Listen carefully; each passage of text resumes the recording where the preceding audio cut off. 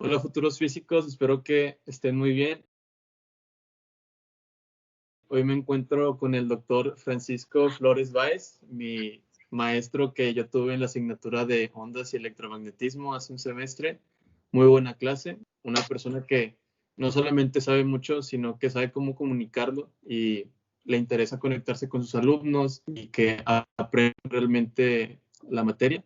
Él hizo su licenciatura en la Universidad de Puebla, hizo la maestría y el doctorado en el CIMBESTAB en la Ciudad de México. Ha estado en una estancia postdoctoral en España, también ha estado obviamente en mi facultad, también hizo una estancia postdoctoral aquí, en Monterrey, Nuevo León. Actualmente pues tiene puesto de maestro en la Universidad Autónoma de Nuevo León y pues ha dado muchísimos cursos. Su área de investigación pues es la física teórica y lo que él hace es, en resumen, buscar, y ahorita nos va a contar más él, pero él busca física más allá del modelo estándar. ¿Es así, maestro? Así es, así es. Bueno, maestro, me gustaría que para conocernos un poquito más nosotros y la audiencia, que nos contara un poco de usted y qué hace aparte de ser un físico. Bueno, la parte de ser un físico y dar clases, bueno, dentro de los hobbies que a mí me gustan hacer, pues es, como muchos de ustedes, el deporte. Entonces, el deporte es para mí ha sido una fuga de escape a las tensiones que como estudiante tenemos cuando estamos haciendo la licenciatura, la maestría, el doctorado, siempre llega un momento de estrés. Entonces, para mí siempre ha sido el deporte algo que me ha ayudado bastante. Entonces, a mí me gusta mucho el baloncesto y también hacer algo de pues salir a correr, este tipo de actividades en bicicleta y entrenar un par de meses al año en el gimnasio, que ya no lo hago, ya no tengo tiempo, pero eso es lo que me gusta hacer. Ese es uno de los escapes. Todas las cosas que me gustan, pues es como también muchos de ustedes se dedican también a leer literatura, leo un par de libros, a veces porque me comunico con otros, platico con otros físicos, o con otras personas que tienen intereses muy diferentes a los míos. Entonces me platican de algunas cosas que a mí se me hacen interesantes, entonces yo busco en lo que cabe, en lo que puedo, en lo que está a mi alcance, busco libros relacionados con esos temas y trato de leer al respecto de esos temas, ¿no? Claro, no profundizar, pero para eso se requiere pues una especialización, ¿no? Hacer toda una carrera, ¿no? Entonces dentro de esas áreas que me gustan a mí, pues está la psicología, la filosofía. Tengo también algunos alumnos de ustedes, compañeros de ustedes que están estudiando otra carrera, entonces me hablan de sociología, aspectos sociales, o sea, lo opuesto a lo que, como tú lo mencionas, lo opuesto a lo que piensan que somos nosotros unos físicos, ¿no? Unas máquinas de calcular y calcular y calcular. Entonces hay algunos de ustedes que se van, tienen una buena visión y piensan que con la metodología científica que aprenden en la carrera de física, pues pueden irse a otras áreas totalmente opuestas. Entonces eso es lo interesante. Y pues yo me encuentro con compañeros de ustedes de ese tipo que me platican y entonces me interesa y entonces así abarco o voy extendiendo la literatura que suelo leer. Eso es aparte de lo que hago además de física. La primera pregunta bueno, le voy a hacer preguntas que yo tengo y al final ¿Sí? vamos con las de los escritores. Mi pregunta es, ¿qué hace un físico teórico en su día a día? ¿Qué sería un día normal para usted en las clases presenciales? Todo normal. Bueno, digamos un día típico es preparar la clase.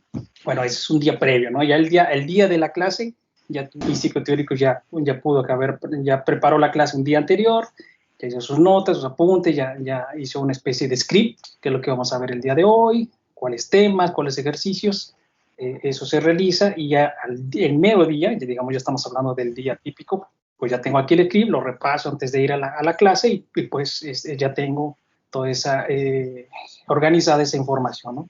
Tal como ustedes tienen su horario, pues yo tengo también así una especie de horario. A estas horas voy a dar clase, a estas horas almuerzo, a estas horas doy clase, a estas horas atiendo a otro alumno, fuera de las clases, etcétera.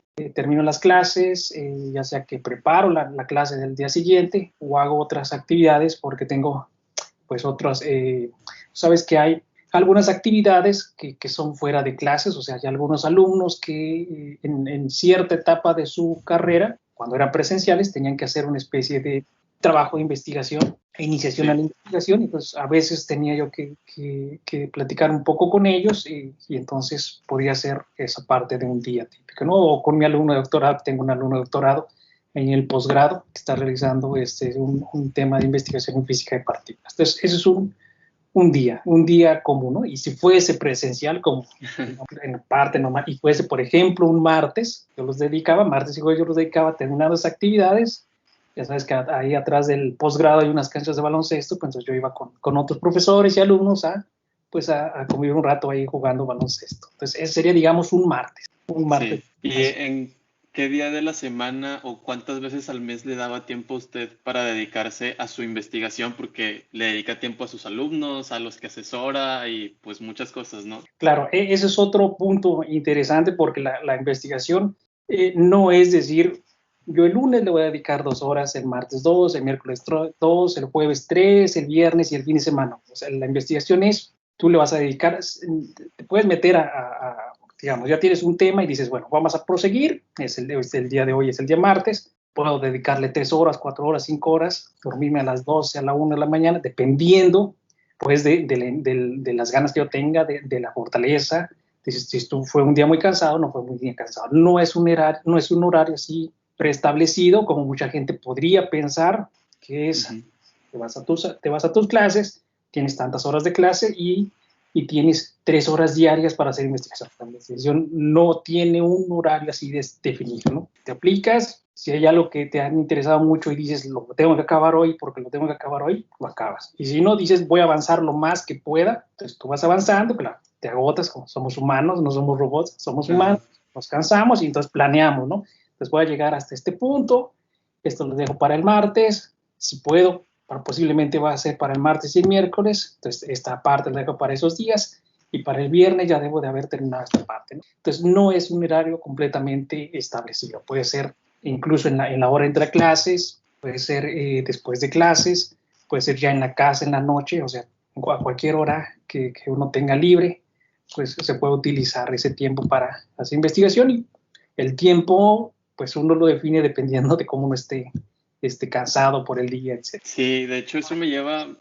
a la siguiente pregunta. Lo que pasa es que creo que las películas y las series nos han sembrado esta idea, pues a las personas que quieren estudiar física, de que los físicos teóricos están todos los días en el pizarrón con un plumón o con un gis haciendo ecuaciones y escribiendo papers a cada rato, cuando la realidad es que, como usted nos platica, no, es de ratos, es un proceso más gradual y aparte muchas veces es en equipo, ¿no?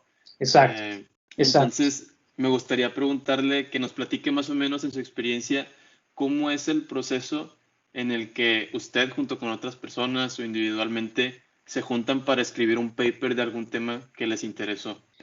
¿Cómo empiezan? ¿Cuánto tiempo se tarda? Etcétera. Bueno, debo hablar, por ejemplo, un tema que pude haber elaborado hace un tiempo aquí en la facultad con el doctor Rubén Morones. Entonces teníamos un tema y dijimos, bueno, ¿sabes qué? Tenemos este tema para colaborar, nos vamos a ver tal día, entonces nos dividimos la tarea, yo hago mi trabajo, después de pasar, usualmente con Rubén, cuando era presencial y coincidíamos en las horas de clase y en la hora en la cual no teníamos clase, pues, a veces me iba a comer con él, él me llevó a ver los comedores de biología, me parece que sí, son los de biología, los de trabajo social, y pues ahí entre la comida, pues, platicábamos de otras cosas, platicábamos del tema, etcétera. Y posteriormente él me presentaba con sus alumnos, entonces en cualquier instante nos poníamos de acuerdo y ese alumno podría venir conmigo, nos vemos tal día el miércoles a las 5. Nos veía, se quedaba la cita y ese miércoles a las 5 de la tarde pues me veía con su alumno, platicábamos, bla, bla, bla, etc. Ya lo restante pues es también a través de correo. Ya cuando tenemos ya la idea, digamos, es el trabajo, pues como tú bien has mencionado, se realiza en equipo, ¿no? Eso es importante. Digo, hay personas muy talentosas que pueden hacer el trabajo por sí solo. Yo he conocido así personas que son realmente muy talentosas que pueden hacerlo el trabajo solo. Pero los que no estamos a ese nivel, tenemos que trabajar en equipo. Pues hay que trabajar en equipo. Por eso es que anteriormente se nos fomentaba mucho eso de ser individuales. Pero la física hoy en día es en equipo. Claro, como te menciono, hay personas súper talentosas que lo pueden hacer solos. Entonces, ahora la mentalidad es que tratar de fomentar la colaboración, porque al final de cuentas estamos en la misma ruta, ¿no? Todos queremos realizar investigación, generar conocimiento y además esparcirlo, ¿no? transmitirlo. Entonces tenemos que hacer equipo, entonces es uno de los métodos que usualmente ustedes ya empiezan a ver en sus clases, hacer equipos para tareas. De hecho, sin necesidad de que ustedes se los dé un profesor, ustedes hacen equipo con sus amigos para resolver las tareas o estudiar. Eso usualmente siempre se hace, pero ahora se está tratando de hacer un mayor énfasis, porque la física de hoy en día es, en muchas áreas, pues es colaboraciones, ¿no? Colaboraciones experimentales, colaboraciones teóricas, entonces hay que realizar ese tipo de equipo, ¿no? Entonces con el doctor Rubén Morones y sus alumnos, pues establecíamos así un horario de cuando nos veíamos, quién iba a hacer esta parte, quién hacía esta parte, solamente como era una tesis, por ejemplo, de un alumno, el que tenía que hacer la parte de escribir, Rubén también la revisaba, después me la mandaban a mí también para revisar la escritura, la íbamos detallando, refinando, la idea que quería poner el alumno en cada texto para que él se fuese fogueando de cómo expresar, ¿no? Porque nadie nos enseña cómo expresar. Y la forma de cómo aprender a escribir, porque no es exactamente, no hay exactamente un taller que te diga tienes que escribirlo de esta manera, porque las áreas son diversas. Entonces es muy complicado. Para mí es muy complicado que alguien establezca un taller, que diga un taller dedicado exclusivamente para cómo escribir un artículo, porque son áreas muy diferentes. En un área de ingeniería puede ser que los papers deben de tener título, resumen, introducción, metodología, desarrollo experimental. Eso es en algunas ingenierías. En otras áreas de la física, a lo mejor, por ejemplo, en parte experimental, no está dividido de esa manera. Introducción, setup experimental, resultados, bueno, análisis de datos, resultados, y no tiene ese mismo cuerpo. En otra parte teórica también va a ser diferente. Entonces es muy complicado que se pueden encasillar todas esas áreas en un solo taller. Digo, puede servir a lo mejor para que te organices tus ideas, ¿no? Pero no sé, yo nunca he entrado en ninguno de esos. Lo que yo recomiendo es leer muchos artículos, aprendes cómo escriben la gente y tú vas, digamos, extrayendo algunas frases y tú mismo vas ideando cómo lo voy a decir yo. Te creas un estilo, porque así aprendemos todo, ¿no? Aprendemos, observamos, tratamos de imitar y generamos nuestro propio estilo. Pues la idea es, incluso cuando algunos de ustedes empiezan ya a ir a congresos, pues cómo escribir un buen póster, pues lean mucho, lean cómo están escritos los libros, lean su bibliografía, cómo está escrita y traten de seguirlo. Por lo menos ahorita a lo mejor casi una copia, pero traten de empezar a hacer su estilo y así se va a aprender a cómo escribir de manera científica, ¿no? Entonces, de esa manera he hecho colaboración con el doctor Rubén Morón. Tengo otra colaboración con dos doctoras que están, una en la UNAM y otra en la UDLA, en Puebla. Entonces, eso es a través de correo. Nos hemos visto a lo mejor, estuvimos hace un tiempo a realizar una colaboración, tenemos todavía otra colaboración y para este artículo en el cual estuvimos trabajando, pues nos vimos a lo mejor en el proceso a lo mejor 5 veces, a lo mejor en 2 años, 3 años, y las demás a través de correo. Así fue como colaboramos.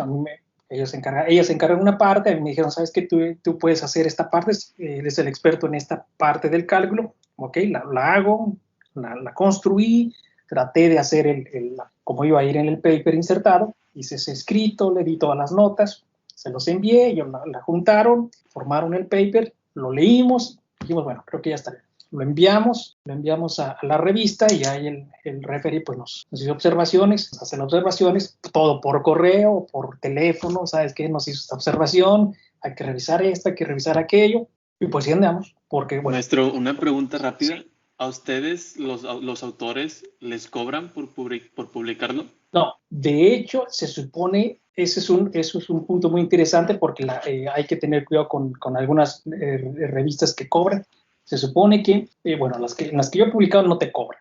Tú publicas, mandas tu escrito, hay un referee, los referees lo analizan, si es aceptado lo publican. Pero para eso podrás preguntar cuál es el negocio de las revistas, cómo van a obtener los fondos para poder pagarle, que de hecho no le pagan al revisor, el revisor es parte del quehacer de un científico, no le pagan, tiene que revisarlo, alguien tiene que hacer el formato, hacerlo el formato de la revista, ponerlo de manera impresa y ponerlo en línea. Entonces eso es inversión. ¿De dónde deben de venir esos fondos? Entonces para eso se hacen las suscripciones. Si tú quieres acceder a esa información, entonces por ejemplo, la universidad tiene que pagar suscripción. Algunas revistas desde la UNAM, desde la UNI, Autónoma de Nuevo León, no puedes acceder porque no hay. Tendrías que irte a otra, o a lo mejor una universidad o una conexión de una IP de la UNAM, o del Cinvestav o de otra universidad que sí tenga suscripción, entonces podrás acceder a esa información. Entonces, así obtienen los ingresos para poder generar esa forma de divulgar la investigación. Hay otras que hay que tener cuidado, que tú tienes que pagar para que te publiquen.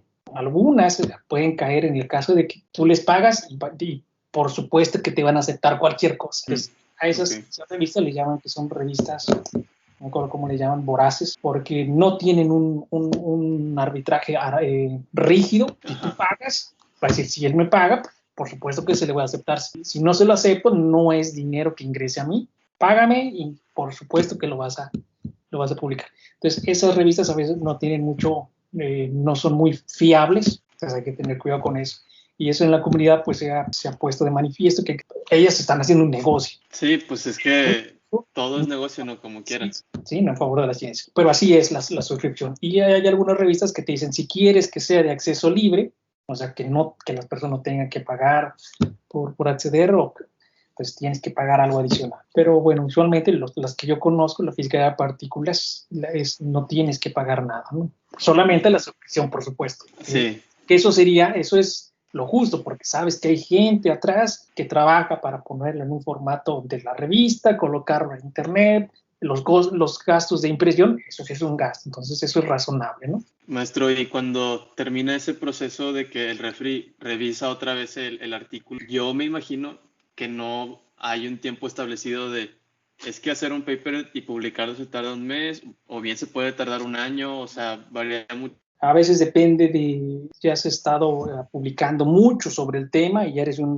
bien conocido, entonces a veces casi de manera inmediata porque saben que eres de fiar, saben que tus trabajos son muy importantes y eres el que está en la cúspide.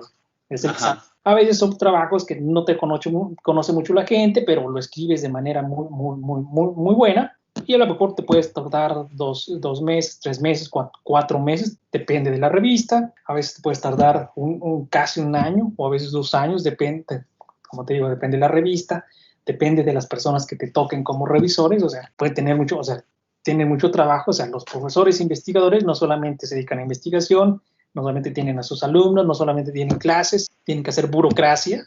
Sí. Además, estar revisando estos artículos, o sea, es demasiado, es bastante trabajo, ¿no? Entonces, por eso a veces se tarda. En el caso de la colaboración que tengo con estas personas, estos investigadores de la UNAM y de la UDLA, pues este trabajo que publicamos y que nos gustó mucho porque fue muy importante, porque nos costó, o sea, es nuestro primer trabajo independiente de nuestros asesores, nos costó casi un año, ¿no? Porque lo enviamos, tenía algunos problemas, le enviamos la respuesta, el referee no estaba totalmente convencido, le enviamos otra respuesta, lo corregíamos, lo tuvimos que, o sea, prácticamente teníamos que convencerlo, le tuvimos casi que explicar completamente todo el trabajo, y finalmente dijo, está bien, no sé qué, bla, bla, bla, y listo, se publicó. O sea, depende de muchas cosas. Ahí te digo, hay algunos que en un mes lo envían y lo aceptan en un mes y se publica. Hay otros que pueden tardar 2 años, 3 años.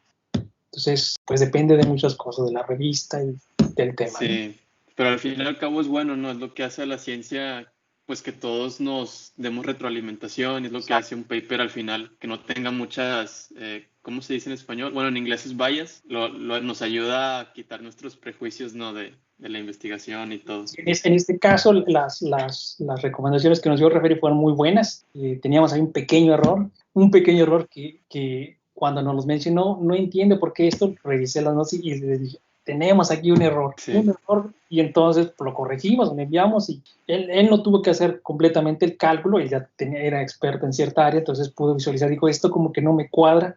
Revisamos el cálculo, efectivamente había un error, lo corregimos y gracias a esta persona, este revisor que tuvo la paciencia y que tuvo, como tú dices, tuvo la agudez de ver el detalle de, manera global el cálculo, puede decir aquí hay algo raro, corríjalo y si lo corrigen y ya observo que es algo veraz, pues entonces se va a hacer un artículo que sí se puede publicar. Entonces ya lo corregimos y finalmente sí, pero sí hay personas que sí se toman muy en serio este trabajo de revisores y no es que algunas personas pueden decir es que los revisores son muy malos, no, o sea, la ciencia es así, la ciencia no hay buenos y malos, es lo que tiene que ser, está mal es porque está mal y no hay otra opción, tienes que ser muy preciso, ¿no? Como en el caso de la medicina, o sea, en el caso de la medicina es estás tratando con la vida de una persona, o sea, no puedes titubear, ¿no? Es ciencia, es ciencia. O sea, hay que acostumbrarse a ese tipo de cosas también. Maestro, y usted, al momento de hacer sus investigaciones, ¿qué tanto es a mano con un lápiz o en un pizarrón y qué tanto es escribiendo código, haciendo cálculos? Bueno, no sé cómo lo hagan otras personas,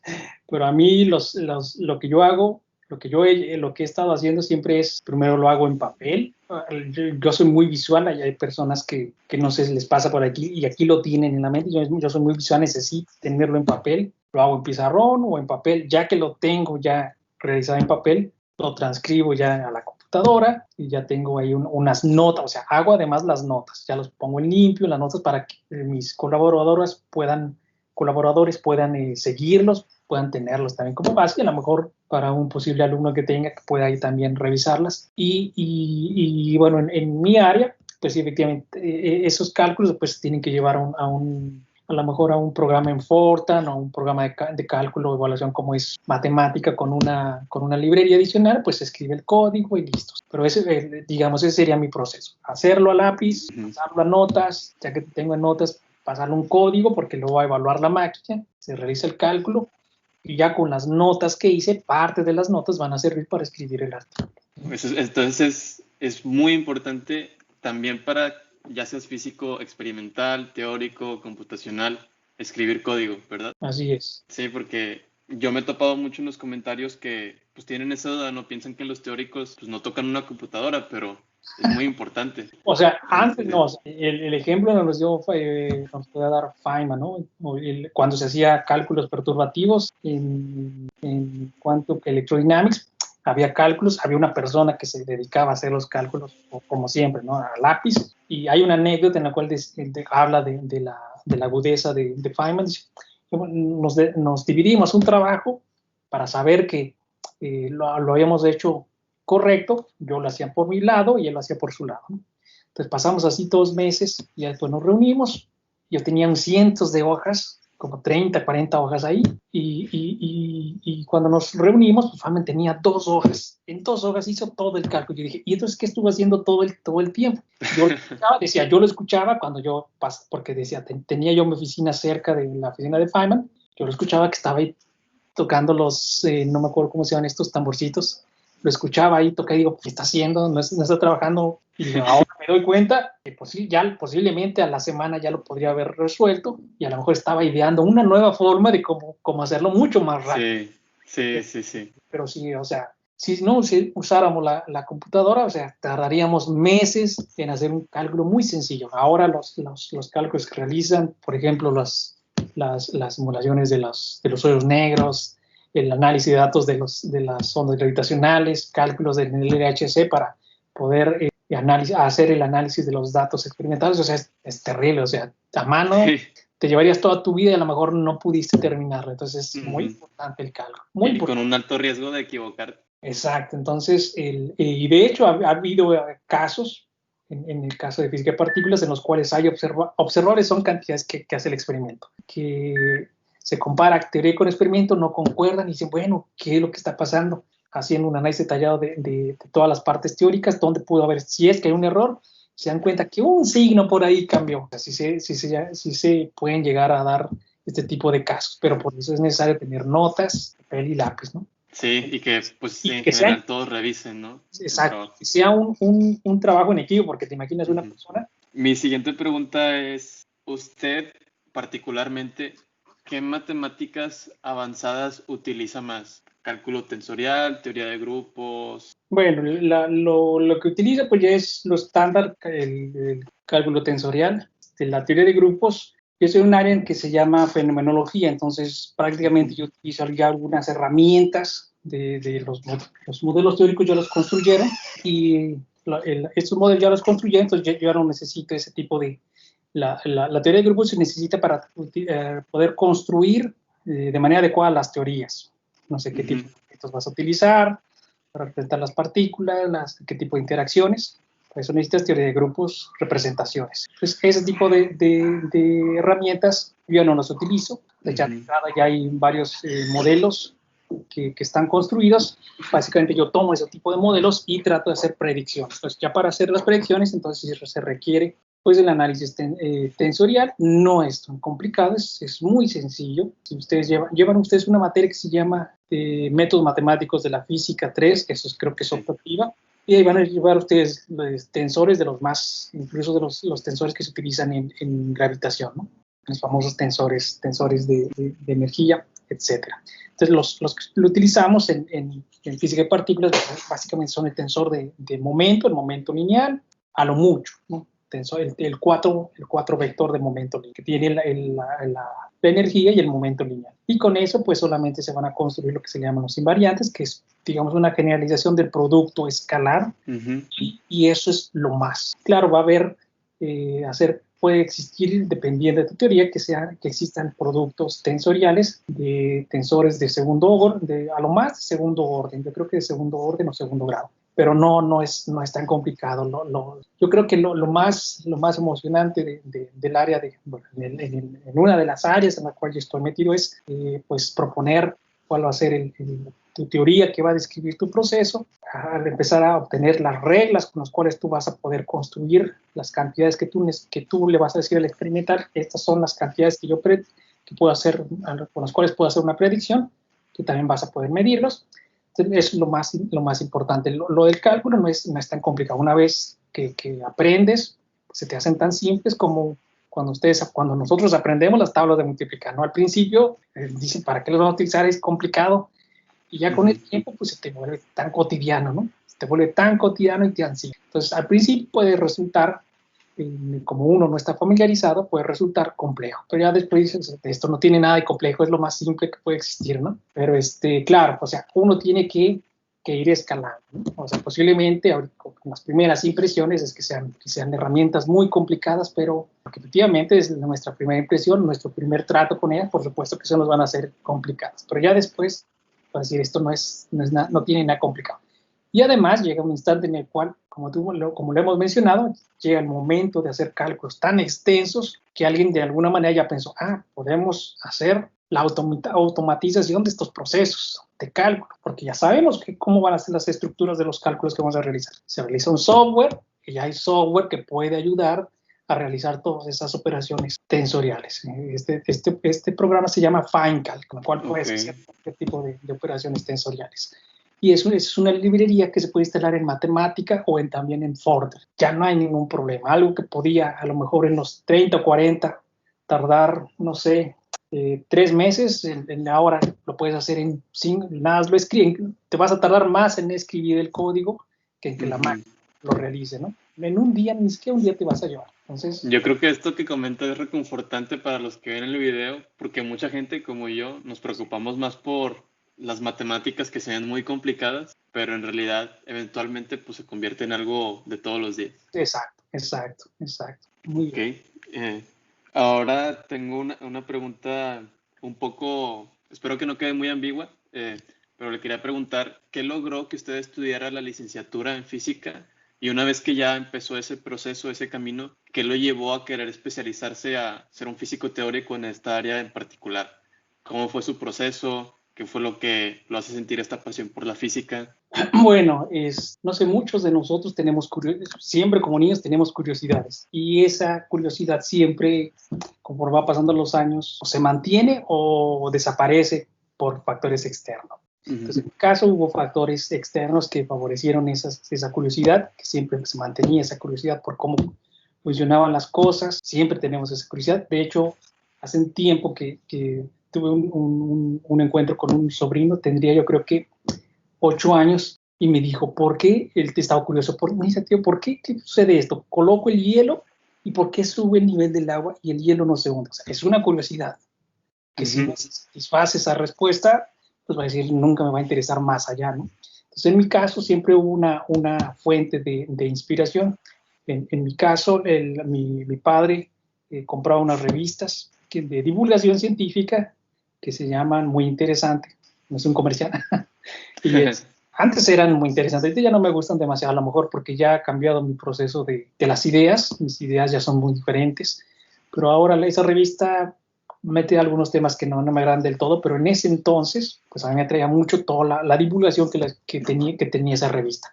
Como es una revista de divulgación, pues hace ver las cosas tan simples, tan sencillas, que te dices, wow, lo entiendo, es tan interesante, pero a la vez te hace pensar, pero ¿cómo es que es tan sencillo? O sea, ¿cómo es que pueden decir estas cosas? ¿Cómo pueden decir que existen quarks? ¿Cómo pueden decir que existen materia, antimateria? O sea, ¿de dónde la obtienen? Porque en una revista de divulgación, pues no te van a poner las ecuaciones, los resultados. Entonces, eso me mantuvo con curiosidad por saber cómo funcionaban las cosas, y en especial física de partículas. Pues llegué a la prepa y tengo un amigo que su hermano estudiaba física. Su hermano le contaba cosas a mi amigo, y este amigo nos contaba a nosotros, y también era del área de física de partículas.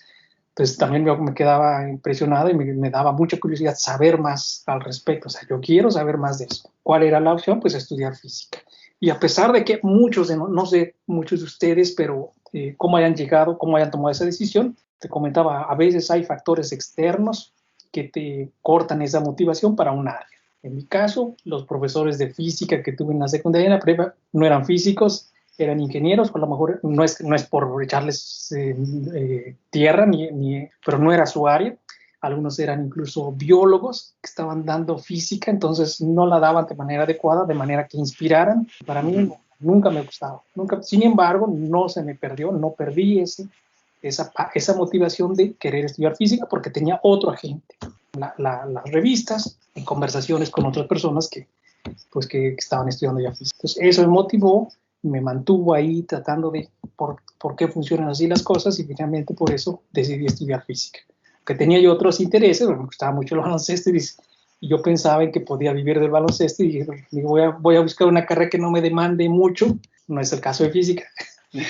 A lo mejor voy a poder con una carrera, a lo mejor no es tampoco por por hacerlos menos, digo, a lo mejor puedo estudiar economía y ese tipo de cosas que siento que no, bueno, entonces yo decía eso, siento que no es que sí lo puedo hacer bien, y pues puedo a lo mejor irme a jugar baloncesto profesional. Las cosas me llegaron acá a tomar la decisión de que no iba a poder vivir de baloncesto. Entonces dije, bueno, pues física, ¿no? Entonces ya me decidí por física, y pues el baloncesto se ha quedado como un hobby, ¿no? Entonces ya estudio la física, la licenciatura. No, a lo mejor a muchos de ustedes les ha sucedido, o sea, el impacto, la diferencia abismal entre lo que ves en la prepa y lo que ves en la licenciatura, en la carrera. Sí. Abismal, totalmente diferente. Y la forma en que te lo dan, ahora sí son especialistas en física. A mí me sucedió que me dieron especialistas en física, especialistas en cálculo. No había algo que fuese mal explicado, algo que no entendiera, algo que dejara, que tuviese orificios teóricos. O sea, una forma de dar las clases completamente diferente. Es decir, como cuando somos estudiantes, el profesor preguntas, y entonces necesito primero tratar de entender completamente todo, porque esto es totalmente nuevo, y la impresión, o sea, esa primera impresión con ese tipo de materia, pues es importante. Entonces ahí me di cuenta, pues, de que efectivamente los profesores que me habían dado en los niveles previos, pues no eran precisamente físicos, no era su culpa, estaban haciendo lo mejor que podían, pero ahora que ya estaba en la universidad, pues ya tenía una mayor motivación, ¿no? Y así tuve profesores muy motivadores, porque eran especialistas.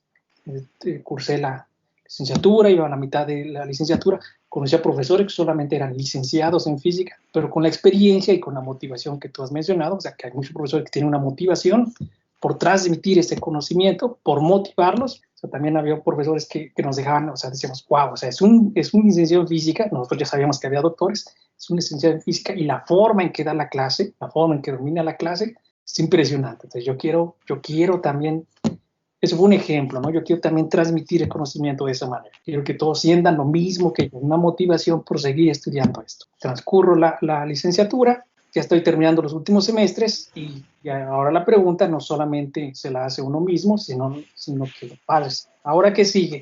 Los amigos, ¿ahora qué sigue? Y pues hay profesores que siempre te vas a encontrar, a lo mejor 2 o 3 profesores que te van a decir, lo que sigue es, puedes realizar una maestría y luego un doctorado para especializarte y hacer investigación, y ya te empiezan a hablar de que hay más allá de solamente ser un licenciado en física. Puedes hacer investigación, te puedes dedicar a realizar este tipo de investigaciones, presentarlos en congresos, hacer publicaciones, etc. ¿En dónde? Entonces a mí me dijeron, bueno, lo ideal para ustedes es que no se queden aquí en esta universidad. No es porque sea mala, sino que ustedes tienen que vivir otro tipo de experiencias para que crezcan, que se enfrenten a nuevos retos. Aquí ustedes ya están en una zona de confort, ya conocen a muchos profesores, están en una zona de confort, necesitan ir a otro lado.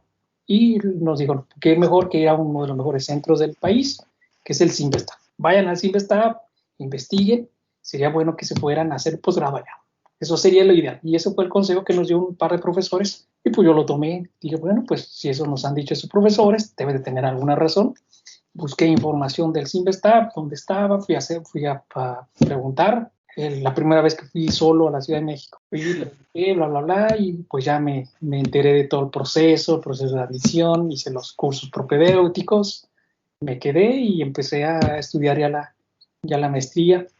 Y desde los primeros días pues empecé a formar un grupo en el cual, así como ustedes, el equipo para poder trabajar al nivel de exigencia que requiere ya una maestría y un doctorado. Para ese entonces, la información que nos dan en la maestría, pues vas a tomar posiblemente, creo que, ya no recuerdo, creo que es 1 año y medio de materias, que es un curso de nivelación, como vienen pues, estudiantes de todo el país, incluso pueden venir del extranjero, necesitamos un nivel que tengan todos el mismo nivel de conocimiento, la misma forma, la misma disciplina de cómo trabajar. Pues vamos a tomar van a tomar estas materias con estos libros, bla, bla. Y pues ahí te enteras de cómo es el proceso ahora, un nuevo proceso de trabajar en equipo, porque es trabajar ya intensamente. De hecho, el CIMBESTAB, a muchas personas no les gusta el CIMBESTAB porque piensan que es una especie de cárcel.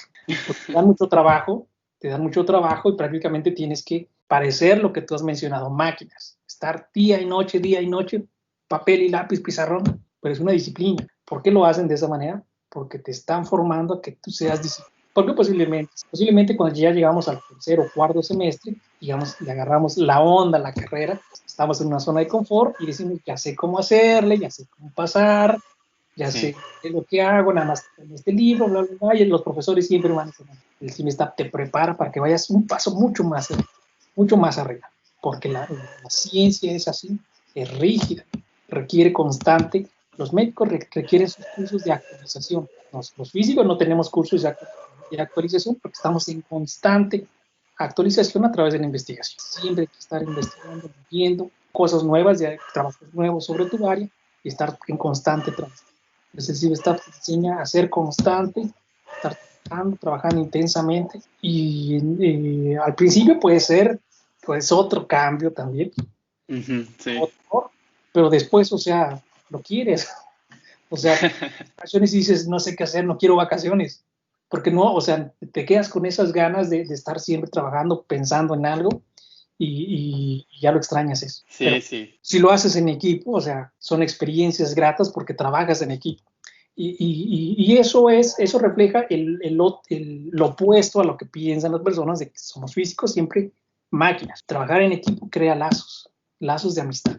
Ahí te haces de amistad, compartes experiencias. Si a todos les va mal, entonces todos van a estar sufriendo, pero todos. Entonces, sí, es una hermandad. Si todos sacan 90, 100, entonces tienen un sabor de éxito, pero todos. Entonces no somos completamente máquinas. Y bueno, hay excepciones, hay personas que son muy capaces que lo hacen solo. Yo en mi generación tuve un compañero que lo hacía así.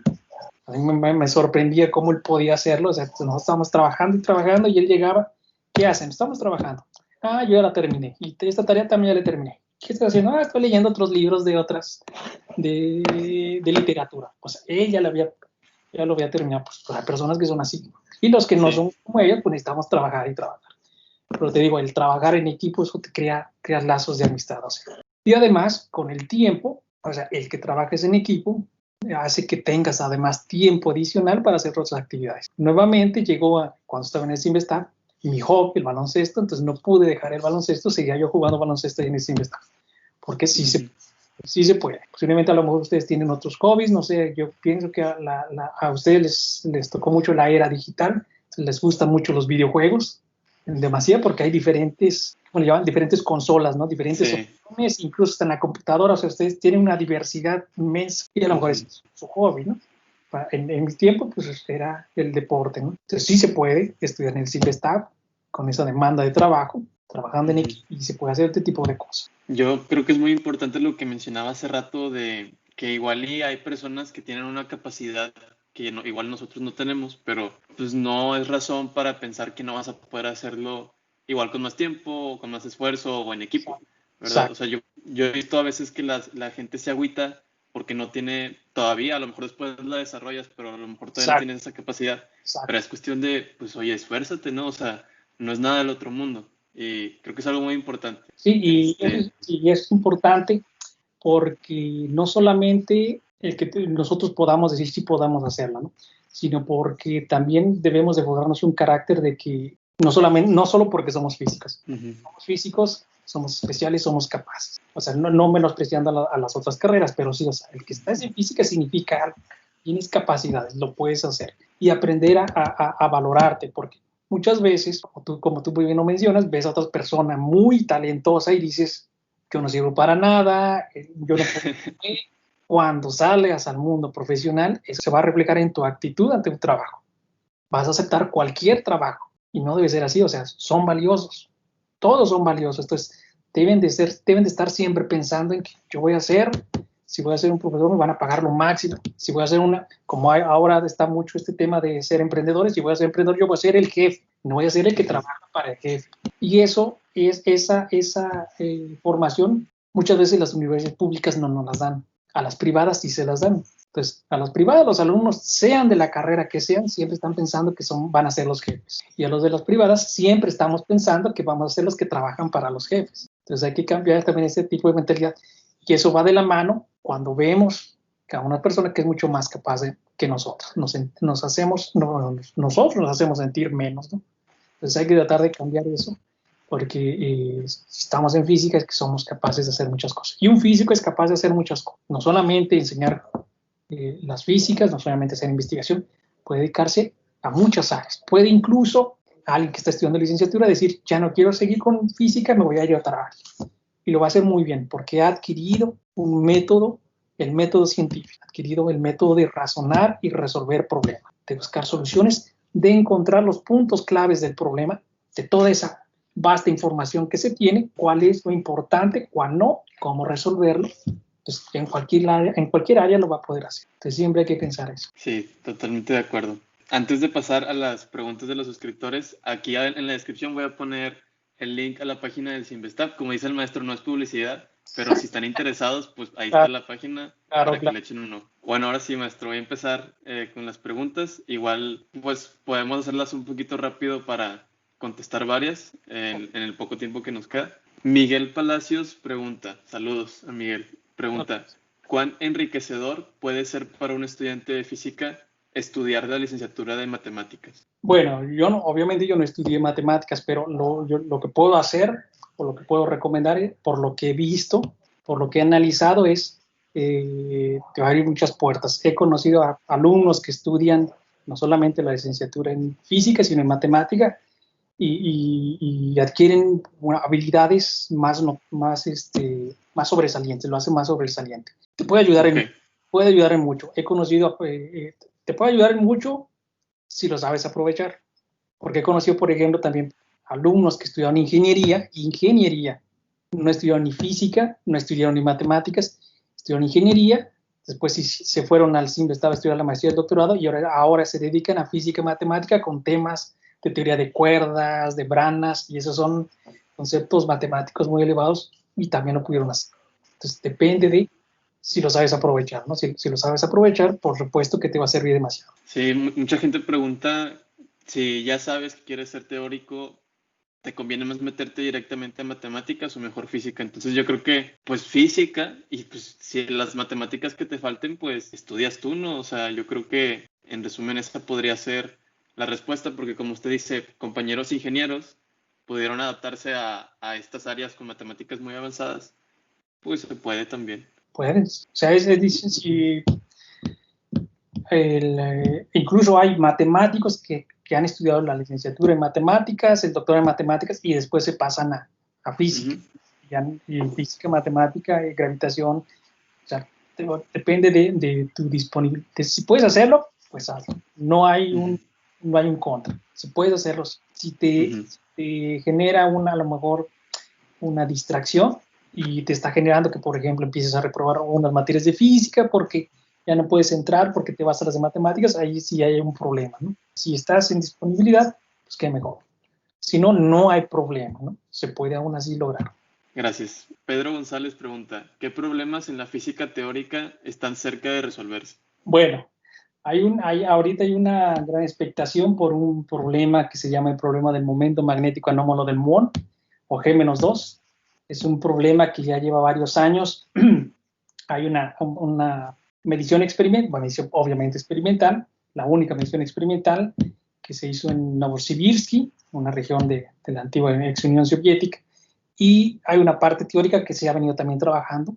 Entonces, eso es una observable que requiere un gran alto nivel de precisión. Tiene como cerca de 15, o si no es que más años, 15 o 20 años, que no hay una coincidencia entre teoría y experimento. La gran expectación es que en este año ya están funcionando dos nuevos experimentos, unos en Japón, en el J-Park, y otro en el, si mal no recuerdo, en el Fermilab, el Moon Experiment.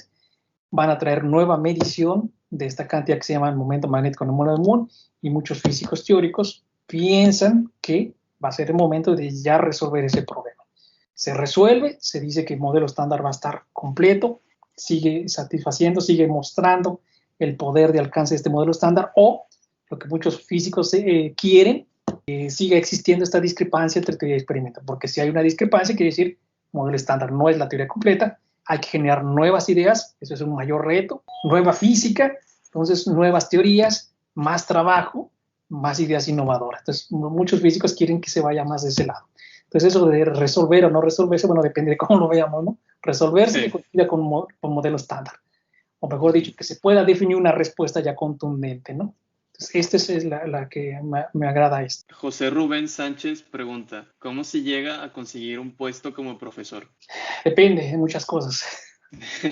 Hay algunos casos en los cuales se doctoran, obtienen el grado de doctor, inmediatamente les dan la plaza.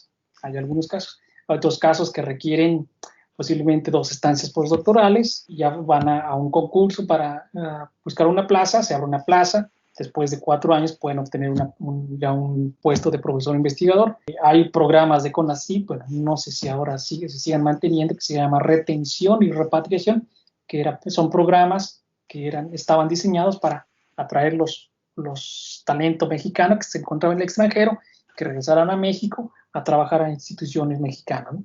Entonces era una especie de primer contrato que lo pagaba CONACYT, con la finalidad de que posteriormente a los 3 o 4 años ya la institución mexicana ya hubiese tenido el tiempo suficiente para crear esa plaza y contratarlo. En otras partes del mundo, en Europa o en Estados Unidos, a veces los investigadores requieren 7, 8 años de estancias postdoctorales. O sea, después de que obtienes tu grado de doctor, todavía otros 8 años adicionales para que después ya puedas concursar por una plaza. Pero bueno, o sea, durante ese proceso, o sea, te trasladas a 2 años en una parte, 2 años en otra parte, conoces gente, viajas a diferentes lugares. No le veo, yo no le hago feo eso. Sí, no, como quiera, igual y algunas personas no lo saben, en el doctorado y en el postdoctorado te están pagando, no es... Exacto. Ajá, o sea, no es como que no tengas trabajo, ¿verdad? Exacto. Entonces, sí. Cristian Cárdenas pregunta, ¿de qué manera afecta a un físico teórico que haya o no buena infraestructura? Uno se adapta. Bueno, depende, sí afecta. Bueno, depende de tu área, ¿no? Para un físico teórico, por ejemplo, necesitas tu computadora. Entonces, bueno, eso no es parte de la infraestructura, son medios. A lo mejor tu cubículo, un área donde puedas charlar con alumnos, con tu pizarrón y estar escribiendo ahí, a lo mejor posiblemente se puede afectar un poco, pero no demasiado. Lo que sí es que requieres la infraestructura necesaria, por ejemplo, conexión a internet, acceso a revistas, conexión a internet para que puedas descargar. Afortunadamente ahora hay una famosa página, que no vamos a decir su nombre, donde puedes porque se supone que es ilegal, ¿no? Donde puedes descargar papers de todas las revistas que cobran suscripción. Entonces, eso ya no es ya un impedimento. Ya puedes, cualquier paper que haya sido publicado y que esté digitalizado, yo he encontrado de los 40, de los 50, ya no tiene que ser un problema, ¿no? Lo único, lo que sí necesitas también es poder asistir a congresos. Eso también es importante porque tienes que dar a conocer tu trabajo y recibir además retroalimentación, porque para eso sirven los congresos, o ir a dar unas charlas a otras instituciones. Que te generen nuevas ideas, pues requiere recursos para que puedas realizarte estas partes de, bueno, esta sección de movilizarte, ¿no? Es decir, requieres en ese sentido, ¿no? El experimental ese sí tiene mayor problema, ¿no? En el caso de la arquitectura, no tiene un lugar donde, imagínate que un investigador gane un proyecto en el cual puede comprar un aparato sofisticado experimental, pero no tiene en su universidad un área donde pueda colocarlo. Pues va a estar ahí parado y no lo va a poder utilizar. Entonces a ellos les afecta mucho más, ¿no? Y pues, por ejemplo, en este caso en la pandemia se está haciendo mucho más evidente, ¿no? Sí, igual y ellos ocupan todavía más financiación y pues meterse más en burocracia y todo eso. Igual podría ser una ventaja, podría decirse, de los físicos teóricos, que pues puedes trabajar en tu casa, en la escuela. Exacto. Sí, con estas conexiones a internet y las páginas que te pueden ayudar a acceder a artículos sin necesidad de suscripción. Que no debe ser, pero bueno, eso te ayuda mucho. Gracias, está bien. Mr. Belliner pregunta, ¿se necesitan nuevas matemáticas para las nuevas teorías físicas? Ay, eso sí es una pregunta. Eso lo vamos a saber cuando veamos nueva física, ¿no? O sea, hasta ahorita hay propuestas en el área de física de partículas donde podría estar nueva física, y se ha estado realizando de acuerdo a las herramientas que tenemos. Y esas son suposiciones. Cuando se vea la primera evidencia de nueva física, es allí cuando posiblemente pueda emerger la nueva matemática. Por el momento, no lo sabemos, nada más estamos con... Puede haber algunos teóricos, por ejemplo, teoría de cuerdas, que generaron estas nuevas matemáticas para visualizar una nueva física, una física desde otra perspectiva. Desafortunadamente no es la teoría de cuerdas todavía no tiene la suficiente validez experimental, es decir, no hay suficientes pruebas experimentales que hagan evidente que esta teoría de cuerdas es la válida, ¿no? Por eso es una nueva herramienta matemática. Yo pienso que cuando se llegue a una evidencia experimental de nueva física, es cuando se va a visualizar si es necesaria nueva matemática, o de manera natural va a emerger ahí la nueva matemática que necesitemos. Igual los matemáticos, que son los más expertos, ellos pueden tener ya una teoría que, como es muy abstracta, todavía no podamos trasladarla y decir, con esta nueva evidencia de nueva física necesito nuevos objetos, aquí hay un tema abstracto en matemática, esto me sirve, posiblemente ya existe, pero como ya no existe la evidencia experimental de nueva física, ya no hemos volteado a esa parte. Sí, es una pregunta muy interesante porque ya se ha visto históricamente, ¿no? Pero aún así no podemos pues dar una respuesta concreta. Puede ser, puede no ser. Bueno, última pregunta ahora sí. Dice Ricardo Chávez, ¿qué son los grupos de Lie y por qué se usan tanto en física? Bueno, voy a preguntar cuál es la finalidad de que quiere conocer qué es el grupo de Lie. Son objetos, los grupos tienen cierta definición, ¿no? Un grupo es un conjunto de objetos, no necesariamente matemáticos, son objetos abstractos que tú defines, reglas de operación, que defines que tenga, por ejemplo, elemento de identidad, etcétera. Defines una operación entre esos objetos, defines a lo mejor otras cantidades que se le llaman, por ejemplo, paréntesis de Poisson, o conmutadores o anticonmutadores. Defines tú esa estructura.